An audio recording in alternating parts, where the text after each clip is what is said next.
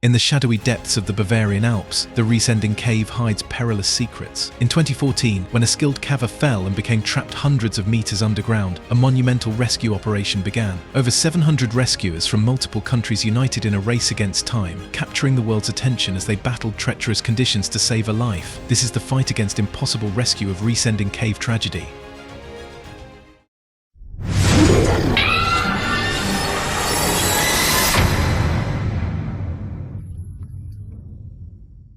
The Riesending Cave, located in the Bavarian Alps near the small town of Ramsau, Germany, is one of the longest and deepest caves in the country. Discovered in 1996 by a team of cavers Hermann Sommer and Ulrich Meyer, it stretches over 22 kilometers and reaches depths of more than 1,200 meters. Remarkably, the Riesending Cave is connected to an extensive system of around 4,000 caves, showcasing a vast underground network. This intricate maze of tunnels and stunning chambers has captured the attention of explorers and scientists alike, showcasing nature's remarkable artistry. While it offers breathtaking beauty, the cave also presents significant challenges and dangers, making it a site of both adventure and peril. Johann, a 52-year-old scientist from Stuttgart, has played a pivotal role in uncovering the mysteries of the Riesending Cave since its discovery. As one of the founders of the Bad Ken Stock Cave Research Group, he has navigated its depths, captivated by the prospect of uncovering its secrets. Now he aims to take his exploration further than ever before, determined to find a connection to a hidden super cave that some believe lies beneath the surface. The Riesending Cave is more than just a geological wonder. It's often described as an alien landscape, one that demands respect and careful preparation from those who dare to enter. With a network of tunnels formed by centuries of acid-charged rain and groundwater erosion, the environment is constantly shifting, making every expedition a new adventure. As Johann and his team approached the cave's entrance on June 7, 2014, they were filled with a mix of excitement and apprehension. Equipped with hundreds of pounds of essential gear, ropes, food, water, batteries and first aid kits, they were ready for the adventure that lay ahead. One notable aspect of their journey was the stunning Blue Lake, located over 3,000 feet below the surface, which they would have to cross using a raft. The freezing temperatures and 100% humidity meant swimming was simply not an option. Once they entered the cave, the team faced the daunting task of descending the first deep shaft. They anchored their ropes securely and began rappelling down into the abyss. As they reached the bottom, excitement and determination surged through them. The thrill of the unknown ignited their spirits, but the cold, damp cave quickly tested their resolve. Foot by foot, they lowered themselves down the slick, dark walls where light was scarce and shadows loomed. After what felt like an eternity, they finally reached the first base station, utterly exhausted from the descent. They had anticipated a challenge, but the cave was proving to be more demanding than they had expected. Their hearts raced, and every breath felt heavy, amplifying the tension in the air. Johann, one of the team members, felt a strange sensation as he prepared to descend the second shaft.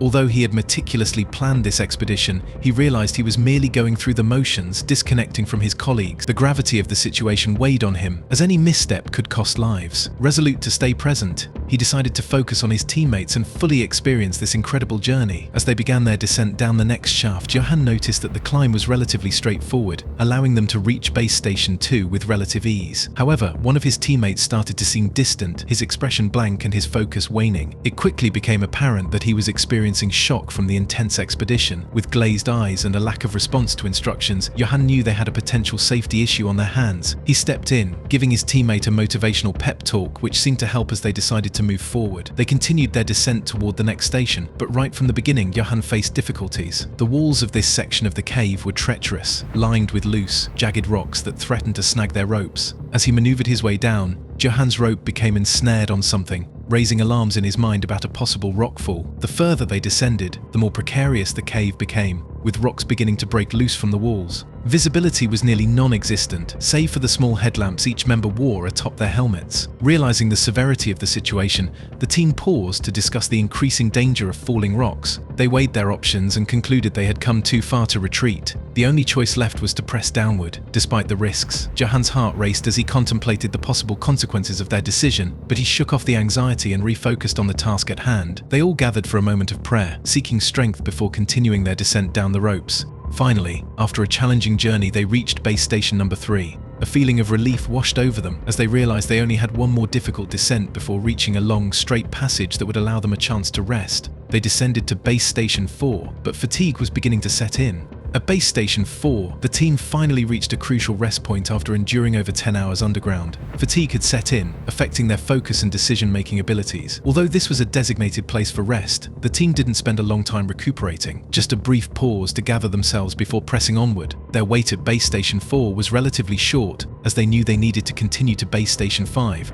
understanding that any extended break could slow down their progress in such a dangerous environment. After several more hours, they finally arrived at Base Station number 5. A surge of exhilaration coursed through the team, knowing that they were close to their goal. The anticipation of reaching Base Station 6, which led to the undiscovered part of the cave, filled them with a sense of purpose. However, they soon faced another alarming reality. This section of the cave was notoriously treacherous, and any injuries sustained here could spell disaster. The thought of being trapped in the depths of the cave was terrifying. As they approached the end of the long, straight passage, they encountered an area riddled with loose rocks. They had expected this challenge and steeled themselves to push forward. Johann took the lead, carefully navigating the slippery terrain, his mind focused solely on getting everyone across safely. Yet, just as he was making progress, a sudden rockfall erupted from above. The darkness enveloped him, and he barely had time to react when a large boulder struck him on the head, knocking him unconscious. The impact was so severe that it shattered his helmet, leaving him motionless on the ground. The only sounds that broke the oppressive silence were the rocks continuing to tumble from the cave ceiling. Johann lay there, lifeless, while the rest of the team, horrified, processed the reality of the situation. One teammate witnessed the whole tragedy unfold and knew instantly that the expedition was over. Despite the hope that a rescue operation could save Johann, they feared it might be too late. The two remaining teammates were plunged into shock as they grieved for their friend. After hours of navigating treacherous terrain,